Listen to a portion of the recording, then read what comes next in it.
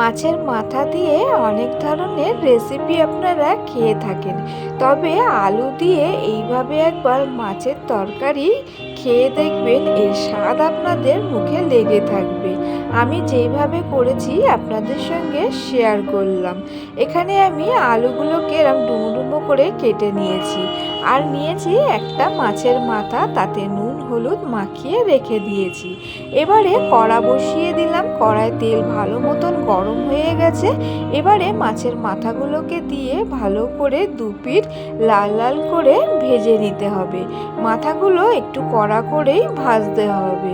এইভাবে মাছের মাথা ভাজা হয়ে গেছে, এবারে মাথাগুলোকে আমি তুলে নেব।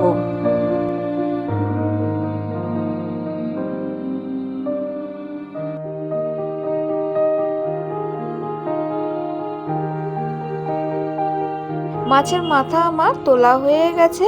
এবারে এই একই তেলের মধ্যে আলুগুলো যে আমি কেটে রেখেছিলাম দিয়ে দিলাম তেলে ভাজার জন্য। এইভাবে আলুটা কিন্তু আমি লো টু মিডিয়ামে আগে ভালো করে ভেজে সেদ্ধ করে নিয়েছি।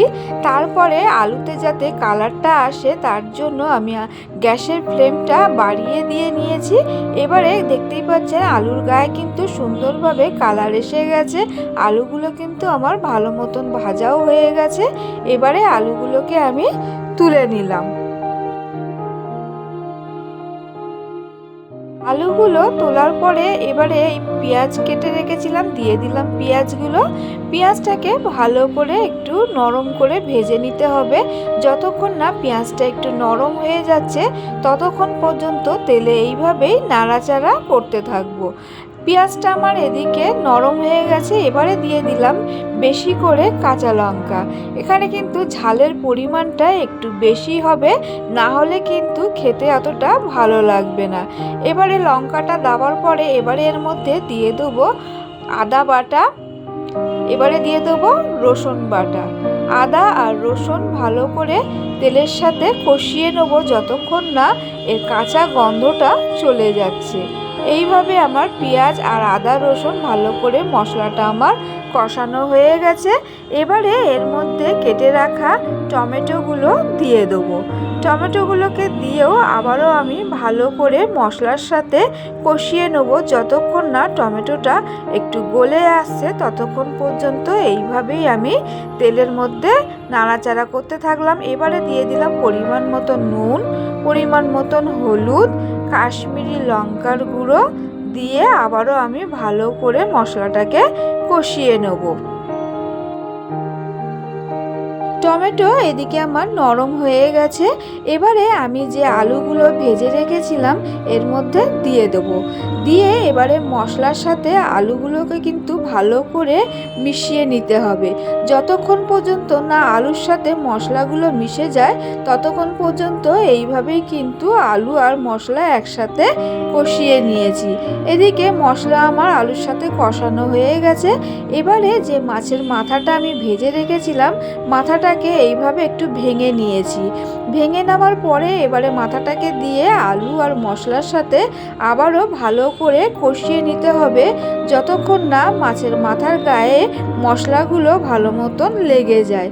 এইভাবে কষাতে কষাতে যদি মশলা ড্রাই হয়ে যায় সামান্য পরিমাণ একটু জল দিয়ে আবারও একইভাবেই কষাতে থাকবো। কষানো হয়ে গেলে এবারে আমি এর মধ্যে দিয়ে দেবো পরিমাণ মতন একটু ভিনিগারটা দিলে মাছের মাথার যে আঁশটানি গন্ধটা সেটা কিন্তু থাকবে না। আমি 2 চামচের মতনই দিয়েছি, প্রথমটা আমার ডিলিট হয়ে গেছে তাই আমি আর দেখাতে পারিনি। আপনারা একটু বেশি করেই দিয়ে দেবেন ভিনিগারটা। ভিনিগার দেওয়া হয়ে গেছে। এবারে আমি ভালো করে আবারও আমি কষিয়ে নিয়েছি। এখানে কিন্তু মাছের মাথার যে আঁশটানি গন্ধ সেটা নেই।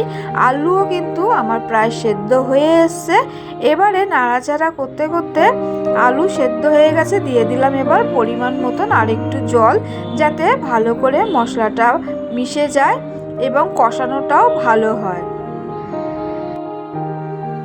যখন মশলাটা কষাবেন তখন কিন্তু গ্যাসের ফ্লেম লো টু মিডিয়াম রেখেই তবেই কিন্তু কষাবেন, তাহলে কষানোটা কিন্তু ভালো হবে। মশলা যত লো টু মিডিয়ামে কষানো যায় তত এর স্বাদও কিন্তু ভালো আসে। এইভাবেই আমি কিন্তু অনেকক্ষণ ধরেই মশলাটাকে ভালো মতন কষিয়ে নিয়েছি। যেহেতু লো টু মিডিয়ামে ছিল তাই একটু সময় ধরেই করেছি। এবারে এর মধ্যে দিয়ে দেবো পরিমাণ মতন জল। আলু আমার হাফ সেদ্ধ যেহেতু হয়েই আছে, তার জন্য আমি খুব একটা বেশি এখানে জল দিলাম না। এইভাবেই অল্প জল দিয়ে ভালো করে মশলার সাথে মিশিয়ে নেব। জলের সাথে মশলা আমার ভালো মতন করে মিশিয়ে দিয়েছি। এবারে এটাকে আমি ওয়েট করব একটু ফুট ওঠা অবধি। এর জন্য আমি কিন্তু গ্যাসের আঁচ একদম হাই করে দিয়েছি। ঝোল ফুটে উঠেছে, যাতে আলুগুলো যে দেওয়া আছে আলুর ভিতরে নুন মশলার স্বাদ ভালো মতন ঢুকে যায়, তার জন্য গ্যাসের আঁচটাকে আমি কিন্তু বাড়িয়ে দিয়েছি। এদিকে আমার ঝোলও কিন্তু অনেকটাই কমে গেছে। এরকমভাবেই নামাবেন, না হলে কিন্তু নামানোর পরে এটা ঝোল একদম টেনে যায়, অল্প শুকনো শুকনো হয়ে যায়। এর জন্য একটু ঝোল ঝোল থাকতেই নামিয়ে দেবেন, খুব একটা বেশি জল দেবেন না। এবারে আমি এখানে দিয়ে দিলাম পরিমাণ মতন গরম মশলা। গরম মশলাটাকে দিয়ে ভালো করে আবারও আমি মিশিয়ে নিলাম। নামার পরে এই আমার আজকের রেডি হয়ে গেছে মাছের মাথা আলু দিয়ে দারুণ স্বাদের একটি রেসিপি। এবারে এটাকে আমি একটা প্লেটের মধ্যে নামিয়ে এবারে গরম গরম পরিবেশন করুন মাছের মাথা দিয়ে দারুণ স্বাদের এই রেসিপিটি। কেমন লাগলো অবশ্যই কমেন্টে জানাবেন। যদি আজকের আমার এই রেসিপিটি আপনাদের ভালো লেগে থাকে তাহলে একটা like, comment, share and subscribe করে পাশে থাকবেন। যারা আমার এই ছোট্ট চ্যানেলটিকে সাবস্ক্রাইব করে রেখেছেন তাদের কাছে অসংখ্য ধন্যবাদ। যারা আমার চ্যানেলে নতুন আছেন তাদের কাছে অনুরোধ রইল আমার চ্যানেলটিকে সাবস্ক্রাইব করে আমার পাশে থাকার জন্য। এতক্ষণ ধরে ভিডিওটি দেখার জন্য আপনাদের অসংখ্য ধন্যবাদ। মাছের মাথা আলু দিয়ে এই রেসিপিটি আপনারা যদি গরম গরম ভাত দিয়ে খান তাতেও কিন্তু ভালো লাগবে, বা গরম গরম রুটি দিয়েও যদি খান তাতেও কিন্তু এই রেসিপিটি খুব ভালো লাগবে খেতে।